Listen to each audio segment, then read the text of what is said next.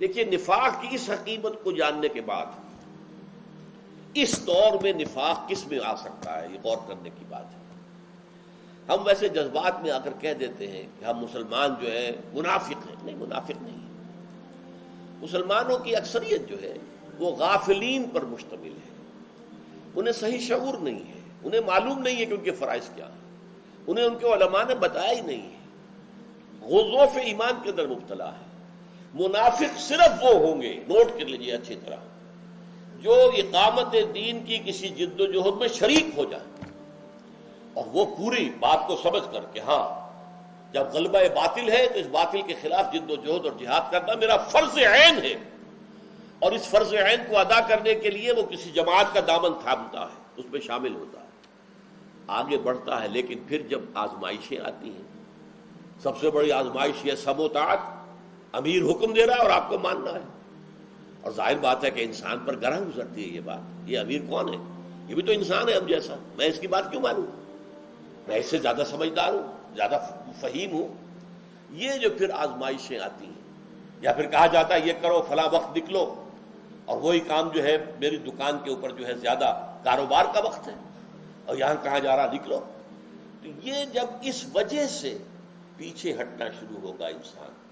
پسپائی اختیار کرے گا، پہلے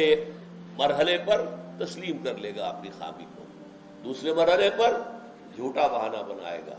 تیسرے مرحلے پر جھوٹی قسمیں کھائے گا، اور پھر عداوت ہو جائے گی اس۔ یہ کن میں ہوگا؟ صرف ان لوگوں میں جو دین کا ڈائنامک کانسیپٹ، دین کا انقلابی تصور، دین وہ دین کہ جس کو قائم کرنا فرض ہے، دین وہ دین کہ جو چاہتا ہے لِيَكُونَ الدِّينُ كُلُّهُ لِلَّهِ، پورا نظام زندگی اللہ کی اطاعت کے اندر آ جائے، اس دین کو مان کر سمجھ کر اپنے فرض منصبی کے شعور کے ساتھ کسی تحریک میں، کسی جد و جہد میں، کسی جماعت میں شامل ہوتے ہیں، اور پھر جب اس کے عملی تقاضے سامنے آئے تو پھر پسپائی اختیار کرتے ہیں۔ منافقت ان کے لیے ہے، عام مسلمان منافق نہیں ہے، جنہیں یہ شعور ہی نہیں ہوا،